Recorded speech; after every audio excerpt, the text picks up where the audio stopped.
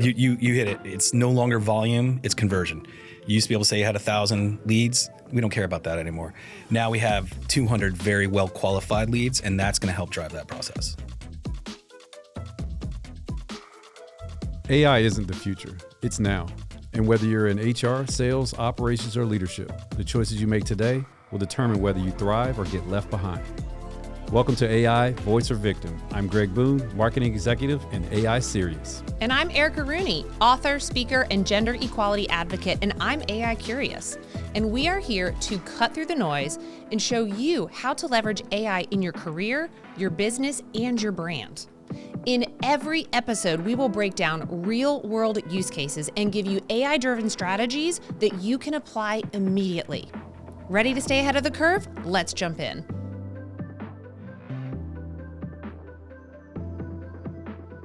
Today is a special episode of AI Voice or Victim. I'm talking to one of my Walk West teammates and colleagues, Mr. Tom Simon. Tom joined us as a growth architect, and he's been deep in the weeds of AI tools, from HubSpot strategies and building automation to training to using Gemini, ChatGPT, all of the vibe coding, doing it all. So, Tom, we're going to be at Inbound this week. Yep. Exciting, going all the way to San Francisco to hang out with some HubSpot peeps. First time they're doing it in San Francisco, too, which is really good timing considering the AI focus in the Bay Area. Yeah.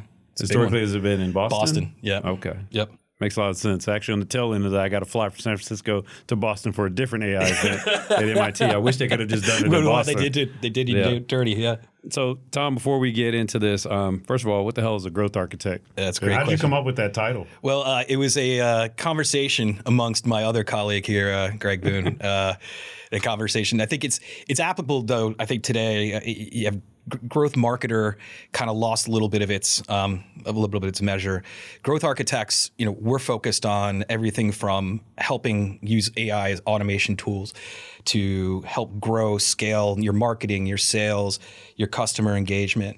But most importantly, we're focused on the ROI and the metrics that are so important today that have taken a much bigger front seat in terms of how CFOs and CEOs are looking at how marketing works and what it's bringing to the board and to the sales team for achievement.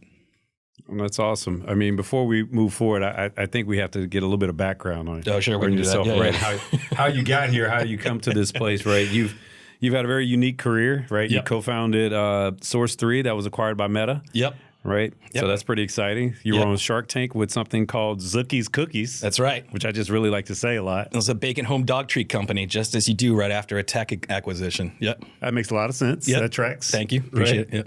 And so thinking about that journey, right, how do you think that's impacted today and kind of where you are? And then if there's any parallels or anything that you've learned from an AI perspective that either could be useful today or, man, what if you had that back then? Oh, yeah, absolutely. I think, with Source 3, we had to make a huge pivot, and the ability to have used AI in that pivot moment would have accelerated our ability to bring the next option to market and really try to drive the things our investors were looking for, but also achieve the goals that we were looking at. And it took months and researchers and teams. And if we had had an automation process there and the ability to pull data, we would have moved much faster. We probably would have had a deeper data set as well. On the flip side, with a bacon home dog treat company, the majority of that is e-commerce driven, right? Wholesale really wasn't quite there. And so learning the Shopify elements, understand how Shopify Plus works. Today, when we talk to clients, we talk about AI, we talk about those specific things.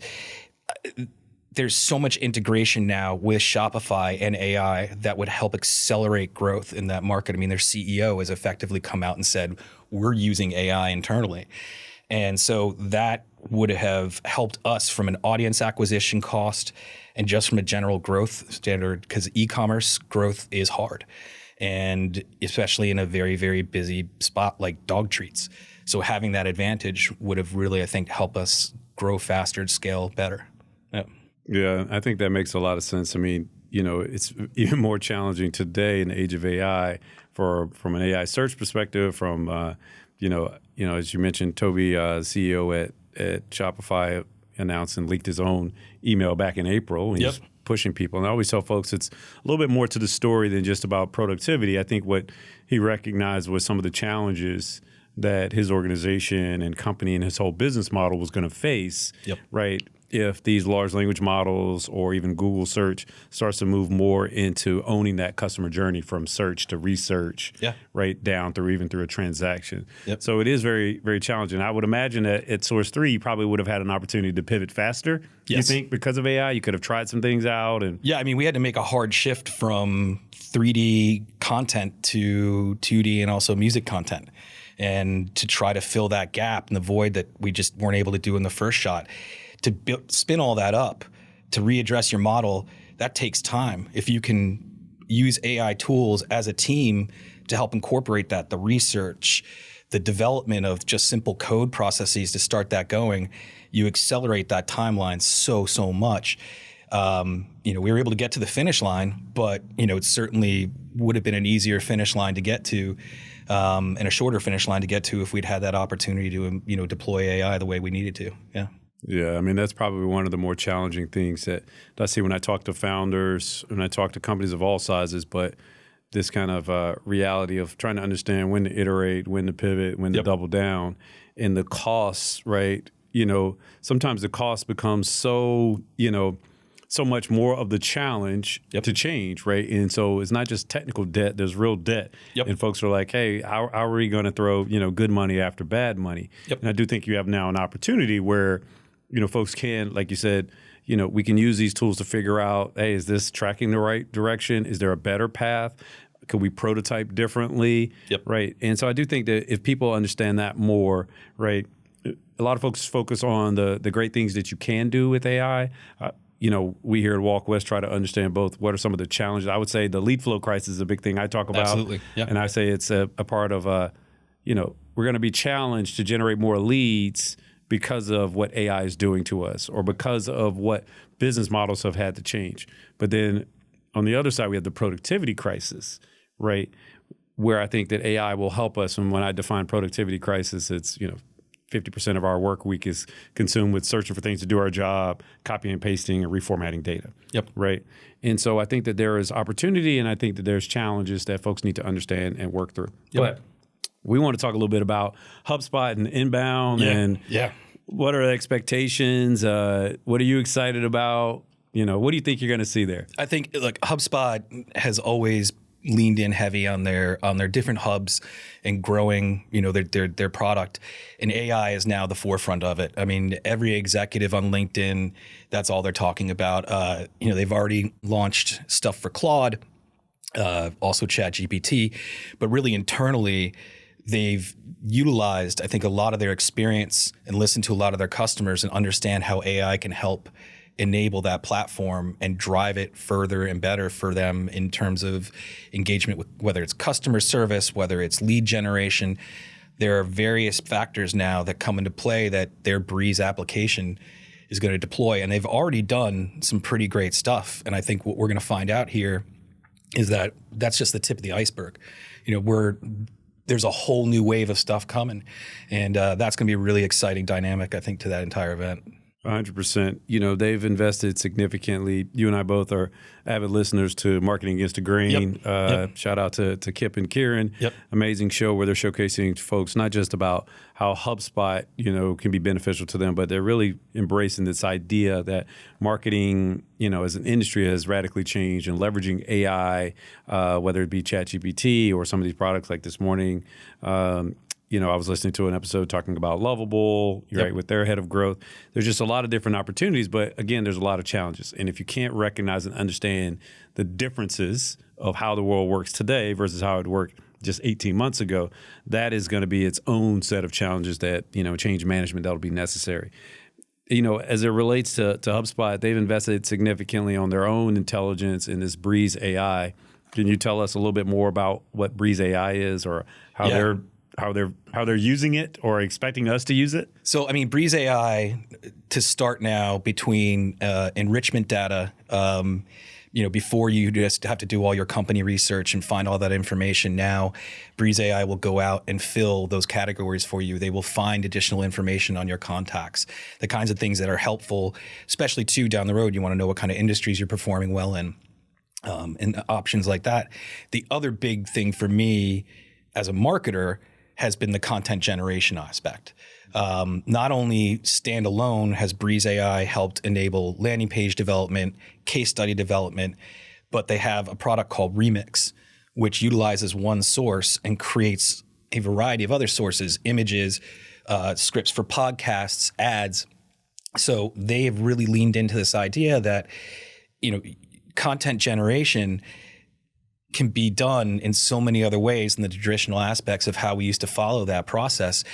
And I think they're using that by also empowering us now as marketers, as salespeople, to understand that this is something you can do, and we have a tool set that will help you manage that. Now, of course, you have to prompt it, you have to do all the right things for it, but as you learn that process, you learn how to spin things up faster. I mean, example for us, did a couple landing pages last week with some content and prompting. I had it templated and lined up in an hour. And I could fine tune it after that and work on maybe the statistics, but the core of it, the content of it, was all very, very, very well structured. And I think part of that too, there's another very important function that people haven't really maybe tapped into yet with Breeze, is you can map ICPs to actual generation. So it's not even just the content you're feeding it and telling it this is our services or this is this or this is that. It has developed ICP internally. So when it formats things out, it formats it to that ICP. So you have a very well-targeted piece of content that's specific to your audience, which gives you confidence in deploying it faster and really bringing in more engagement and hopefully, in time, more SQLs, because you've hit that mark instead of searching through it along the way and then adapting to it. Yeah, no, I think that makes a lot of sense. And just for our audience, when we talk about ICP, we're talking about ideal customer profile. Correct. Yep. Right. Yep. And, one of the things that, the folks at HubSpot and more, especially on their podcast, they talk a lot about is the idea that, we finally had a set of tools where we can do hyper-personalization at scale. Yep. Right. And so instead of having the personas of 5 to 10, kind of unique personas, now you could have 100 different unique personas, which means that you should be able to now quickly generate 100 pieces of content that meet those folks where they are. Yep. Right. That matches their taste, right. That provides that level of trust for your brand. And so I think that is very critical. And I think, we talk a lot about here internally, and we talk to our clients about was this idea of that, again, the game has changed so radically from an AI search perspective. And I was having a conversation with someone earlier just today, and they were saying to me that, well, Google still owns 90% of search. And I was like, yeah, but Google has also changed how they view the output, the That's results. Right. That's the right. AI overviews, the AI mode, right? It's not defensible to simply say, well, Google still owns a bunch of search without understanding the impact that Google itself also is creating towards this lead flow crisis. So these tools will be even more critical in how do we generate faster amounts of content, Yep. better quality content, and more hyper-personalized content. Yep. Right. And I think there was some reference where we're saying that we may need 10 to 100x more content to give us even a fighting chance at visibility from an AI search or from whether you call it an AEO or GEO. Yep. Right. And so I think people need to understand that. And it's, good for HubSpot and for others for saying, look, we have solutions to help you generate, this greater content. 100%. I think it also ties to, and I'm going to maybe butcher the order of this, but you talk a lot about seen, heard, cited. Right. And the way you're going to do that is to have more of that content flow, more of that information out there. And you're going to be competing eventually against others that are doing the same thing. But the only way that is going to happen, not only from just an agentic search capacity, but it's going to be out there having people read about what you're talking about, but then also sharing it, impression rates. We used to talk about how exciting, share this post, this is good, or this impression rates. I think that game has dramatically changed now in the aspect that sharing carries an intrinsically new value in how that helps drive, whether it's brand awareness or product awareness. It's a different ballgame now. And so it's not just share it because you like it, it's share it so that we can gain strength in the market and we can look like leaders in that space. And that's going to be a really pivotal part of how growth continues in the next, at least, foreseeable few years. Yeah, I mean, when I started saying that earlier this year, I kept saying, we're going to do three things really well. We're going to make sure you're seen, heard, and cited, CITED, by humans and machines alike for maximum results. Yep. The whole point of that was my understanding that if you want to have a fighting shot at the machines picking you, right, you're going to have to be cited elsewhere. You can't just tell the world that you're an expert because your own blog says I'm an expert. That's right. Someone else has to give you that level of credit. Again, because there's so many options, right? AI has been amazing at creating speed and optionality. Yep. Right. Which means that there's a lot of AI slop, right, out there, whether it's on LinkedIn or other places.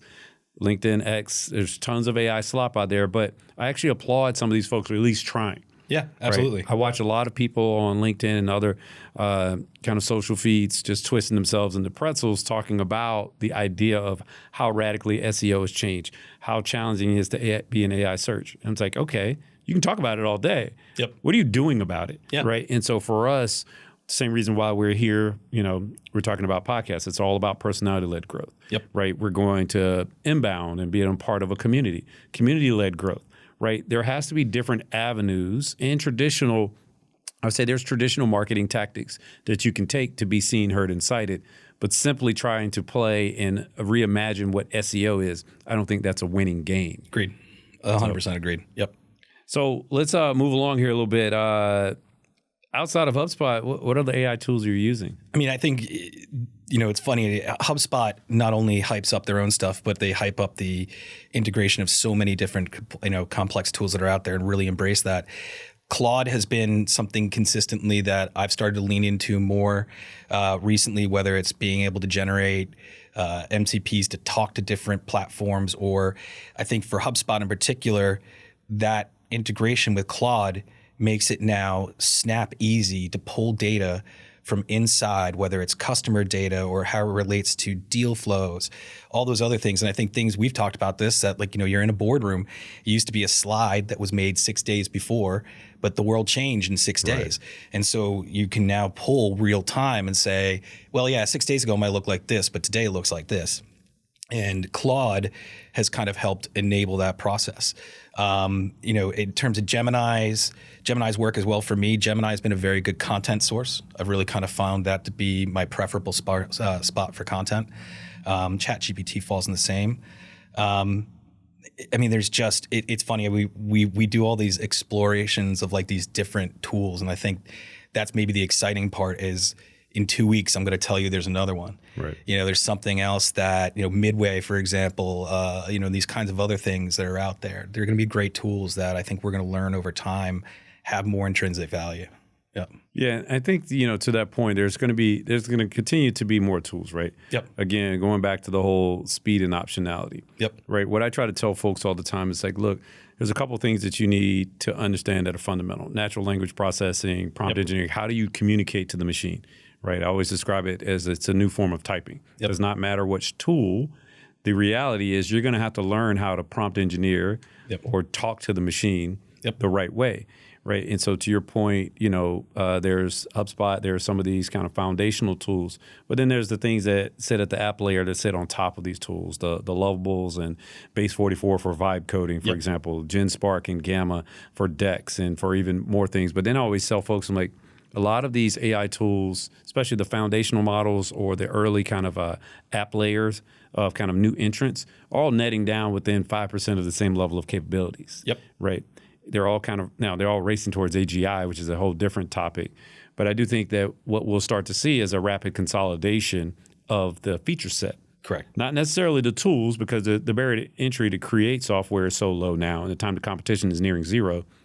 But the reality is that I do believe that if you can start to abstract out what the tool is doing versus what you can actually do with a tool, you'll start to better understand. It's all right, yeah, maybe this one is better at this today Doesn't mean I have to trade every 2 weeks to something. Right. They're all going to kind of get to the same spot. Like just recently, for example, one of John Zarin, our head of marketing tech, our SVP, he was showing me a website that he created in GenSpark. Didn't even know you could do it in GenSpark.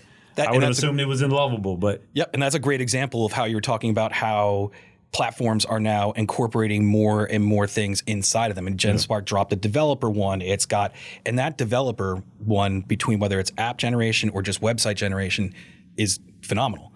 So it's going to be who now wins the race to getting it out of that into the platforms to get seen and do those things. But GenSpark also needs a little bit more coding, right? You got to be a little more proficient. But that tool is just going to continue to grow and add new feature sets that you're just going to want to stay there. Just going to hang out in that space. Yeah, and we use it a lot. I found it. The challenge is not creating things. I had my biggest challenge was trying to put it into an old school format. Someone says like, "Oh, this looks awesome. Could you make it a PPT?" I was like, I spent more time trying to get the thing into a Microsoft PowerPoint format than it took me to generate the thing on the front end. Yep. Right. And I think that's one of the things I do hear, like some negativity from some folks that say, well, I thought it was going to make me more productive and it's created more work for me. And what I always try to tell folks, I'm like, well, it created more work because all you did was bolt it on to an already existing process. And I think that is going to be one of the more challenging things. So let's move on a little bit here. I want to talk a little bit about efficiency and growth, right? From your perspective, where are the biggest opportunities for businesses to use AI right now to save time, money, drive more revenue? Like, what do they get? What's the ROI?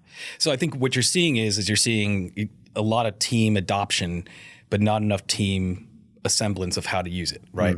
And so I think part of the strategy of where does the growth for ROI and how does that come from is how are these teams trained? How do they work together? How do they consolidate the process?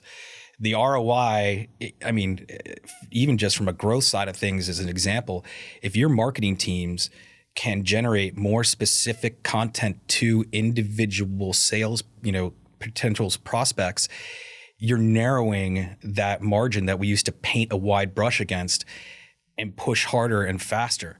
You're getting to test more. A/B used to be just, let's just do a 25-25 split and let 50 win.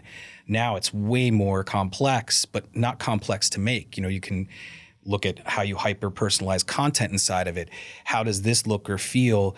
And the data you get back from it now is so strong that you can utilize that so much faster to create that ideal landing page, that ideal piece of content that you've been working through that now suddenly can generate more leads, right? And not even just leads, right? I mean, I think that the real game here from a growth perspective is, I think the MQL to SQL, right? The marketing qualified lead to sales qualified lead gap will narrow because you're not dealing with 50 MQLs to 10.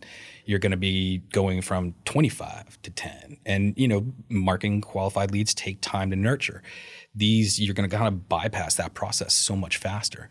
So you're going to see increases in sales. You're going to see a drop in, in terms of time to get there, which gives teams more time to think about new strategies, right? Strategists don't ever have enough time to think about stuff. If you can get rid of and move faster in certain components, you're going to have more time to think about, well, what's next?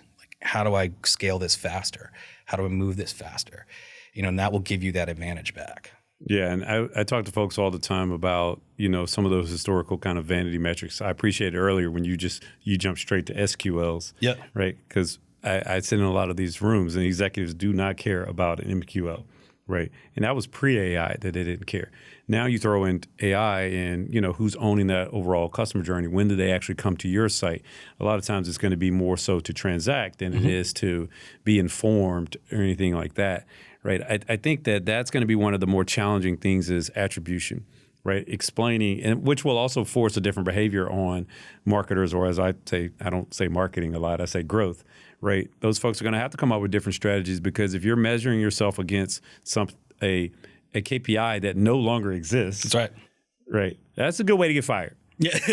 Right. Yeah. And so I try to explain to folks this all the time. Like, you probably don't want to talk about these things because they don't make sense anymore. Yep. And so if you want to start talking about click-through rates and traffic and impressions and these things, I'm like, good luck, man, because it doesn't work that way. That's right. What you should be focused more on what's our level of engagement, how are we transacting, to your point? How are, the SQLs? And I do think that there's going to be a collapse between sales and marketing where these folks are going to have to work more tightly together. Or, historically it would be like a unicorn type person that can do this. Now I think it's going to be more, because we are able to use these tools to be the specialists, we're going to have more generalists. So you're going to have people that are going to blend a little bit more naturally. Yep. Right. And you've always had some sales folks that wish they could be able to design certain things just to get out there. I'm not talking about holding websites, but I'm talking about, what's a basic deck look like, right? Yep. What's a basic case study? Why do I have to go through a 2-week process to get something out?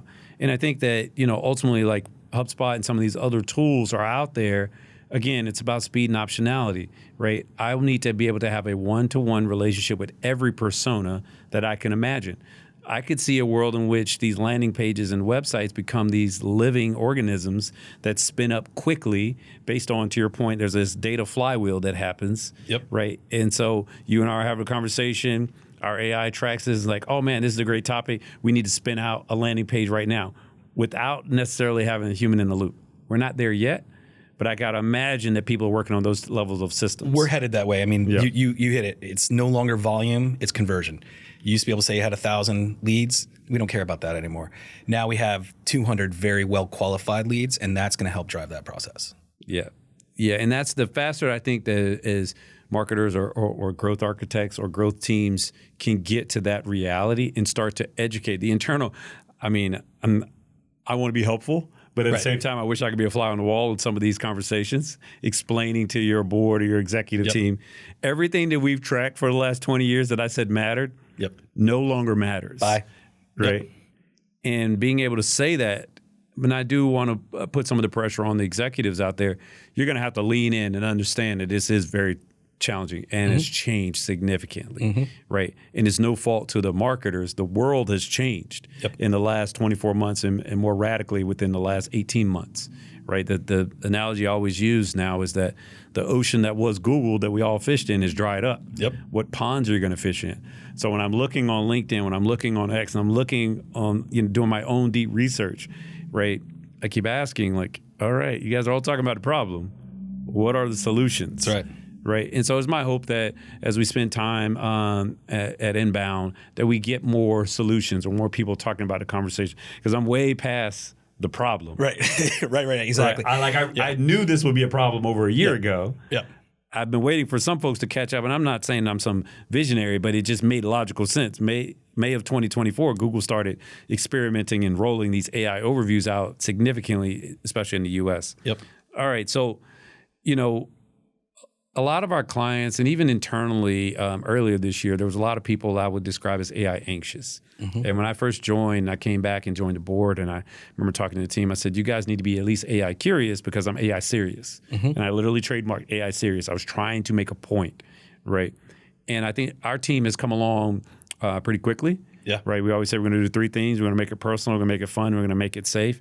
Right. So what have you seen at Walk West, and what do you think would resonate and work with our clients on, increasing the AI adoption rate and reducing the time required to become more AI fluent or AI curious? I mean, we helped empower our team to go out and get certified and learn more about the tools. And I think what you saw there was a lot more aha moments, a lot more engagement, and that kind of fear of, is it too challenging? Do I have to know how to be a coder? Is it going to take my job?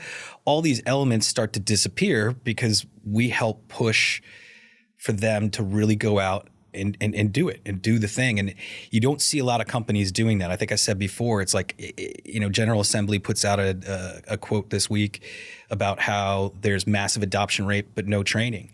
And we've enabled training. We've done training sessions. We've done certified the Walk West Way. And, it's been fun to watch how these teams start to incorporate everything, and everybody starts an AI first conversation, right? We're all now having that, I'd use ChatGPT to think about this, or I used it because I was trying to find an ICP for something that we're putting into a scope for a proposal. And I want the client to have confidence that we understand their business and who their customer is. And those elements have really helped us, I think, grow not only just internally, but now think externally, and how we'll help bring value and drive, engagement with not only our existing clients today, but future clients, and really give them that sense that we know what we're talking about. We're in it. We're using it every day. We're using it as teams. So I really feel like that's been a huge component to what we've done here. Yeah, I mean, it's been amazing what you guys have put together to get folks trained. I think we're right now at about 90% adoption. Yep. Right, at least meaning that at least has at least one certification across 90% of our employees, right? Yep. And I'm pretty confident that's going to be 95% or greater here in the next 30 days. And I think the more people get to use this and create and make it personal, right? We've always kind of leaned into this idea is if you can make it personal, right, where they can figure out how their quality of work increases, how their time to deliver, how they're able to then showcase speed and optionality, right? So that they can be more strategic, that people will have their own unlocks, their own aha moments. And then that way you can start layering on what are your business outcomes that you want to talk about? What are some of the processes that need to change? But without that formal training and that understanding, people are just kind of playing around with stuff and trying different things out. Earlier this year, one of our employees, she asked in a room, she said, hey, do you think it's cheating if someone uses AI to draft their resume? And I was like, no. I was talking about how people were stuffing keywords in white font for years. And so it's only cheating if you can't actually do the things that are on your resume. That's right. Right. Then that is cheating. That's You're going to always get called been out on that. Yeah. But fast forward 6 months later, she has 12 certifications. Yep. And we were debating outside. I was like, I'm going to have one more certification than you, right? And so now this person who was concerned, once we have empowered them, it's off to the races now. And they're using it for everything to help, be better at their jobs, their careers. And we're starting to see that people are finding their own niches. Yep. Like they're saying, oh, no, I'm getting certified AI for marketing, or I'm getting certified on the finance side. I'm getting certified for this use case or that use case. And then it starts to expand into what are the more vertical specific tools. Yep. Right. Earlier this, I guess it was within the last week, MIT put out this report and everybody's going wild about 95% of AI pilots fail, blah, blah, blah. But a couple of things they call out is, I'm paraphrasing this, but basically everything would be great from AI transformation if it wasn't for the humans. That's right. Right. And the point of it being that without the training and the adoption, right, without the buy-in, CIO.com put out something saying that I think over a third of folks acknowledged that they were, no, more than, I think maybe in 2/3, were actively trying to sabotage, right, any of the AI initiatives. Again, this was because of out of fear, future shock, right, loss aversion, right? Yep. These things, again, you haven't made them a part of the story. And so I do, want us to continue here at Walk West, making it personal, fun, and safe, but also would implore folks out there also, think about these folks. They're going through the most rapid change in their own lives, not just their careers, in humanity, right? And so be a little bit more empathetic about the challenges they're facing, but also that means you have to be a lot more educated. Yep. So we're going to move here to, I think it might be time for what I would consider my I don't know. Sometimes it's my favorite game to play on the show. But then it also depends on the show, right? Because you've got a lot of favorite games. I got a lot of favorite games, right? But this game here we call Last Chat, and pull out whatever your large language model of choice is. Oof. We're going to tell the world what was the last thing that you chatted. I know exactly what this is going to be. Family friendly, and and I'm going to do the same. All right, so we know NFL season's about to kick off. I've got a guy coming into town. I do a lot of barbecue, a lot of work. So I asked ChatGPT to develop me a game plan for when I have to start all my stuff on Sunday so I can be ready by 1 o'clock, which includes ribs and smoking wings and all this other stuff, so that I had a game plan at a time so I was ready by 1 versus the typical thing, which is like you say be ready by 1 and really you're ready by 3. So and you're ordering pizza at 1:30. So this is an entire timeline to walk me through my process to get me to kick off at 1 o'clock. Yep. It was exactly what it did. Yeah. And so then we have to come back and see, did it actually work? Yeah, well, I'll let you know. Right. Yeah. You're probably like the third person in like a week that I've someone's talked to me about how they've used it for their fantasy draft or to get ready for football season. There was someone recently that showed me they did an entire N8N agentic workflow, kind of mocking out the draft and what they should be doing. If this person picks that person, how should I counter this? I'm like, man, people are getting very sophisticated. And then obviously it then starts to skew into gambling, which is a whole different topic. I got called out for that last night at a kickoff for when we're doing our draft in 2 days. And they said, we all know Tom Simon used AI if he ends up going from last to first. You get no credit? I get no credit. Look, you get credit for knowing how to use it. Yeah, so, exactly. All right, so here's mine. I was trying to learn about, I spent a lot of time going deep on AI search and trying to understand not just the problem. I've understood the problem for quite some time. I'm trying to understand what can you do about it both technically, but then also what can you do offline? What can you do, IRL, right? In real life. I do think that there are, again, traditional things that people should be doing, right? Showing up. And so I found this blog that was very, very, very technical. My degree's in computer science, but I didn't want to go this deep, right? And so I was like, all right, man, let me get a little bit of help from a guy, ChatGPT. And I said, what is the summary of this web page, and how can it help me understand AI search or not? And then I fed in the blog page, and then it summarized it, and it was still a little bit too dense for me. And I was like, assume I have a high school education, right? Now translate this for me so that I can make sense of it and create analogies for me. I do a lot of analogies. I speak a lot of times in analogies, but I also use it as a learning mechanism. Right? Because I do feel that if people can put it in terms that they better understand, that's why, you did it again today.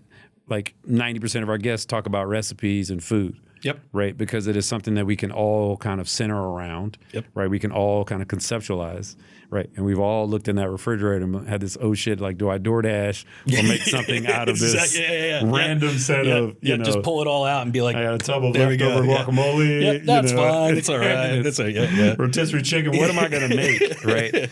And so I do think that there's a lot of great unlocks, but the more that folks can figure out how to make this tool work for them, or this set of tools or technologies work for them, I think the better. So it's been a pleasure. Anything else you want to tell our folks? What are you going to do? If I only had 24 hours to learn or to do anything AI related, what would you recommend for folks? I would dive deep into ChatGPT, developing your own agents, things like that, just because I think it's one thing to do the search. It's another thing to develop your own ability to ask it to do things for you that are so incredibly helpful. I have ones that help me write language. I'm bad at writing LinkedIn posts. I have one that understands me, that helps me do that. So it's one thing to understand how it works conceptually. It's another thing how it works for you.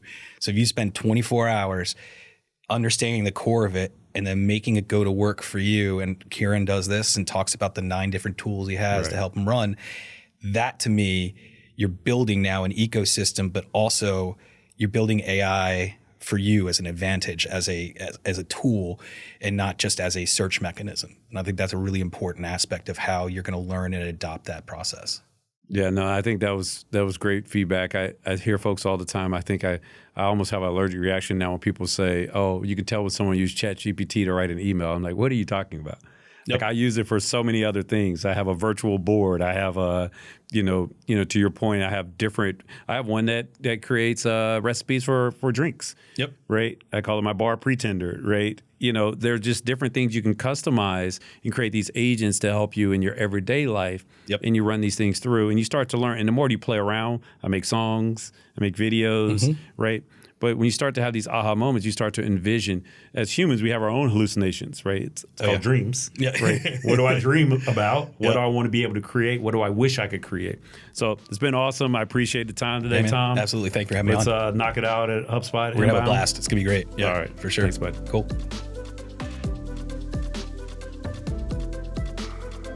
Thanks for joining us on AI Voice or Victim. If you want to stay competitive in the age of AI, start now. Take one insight from today's episode and put it into practice in the next 24 hours. Make sure to follow us, share your thoughts, and subscribe for more actionable AI insights. See you next time.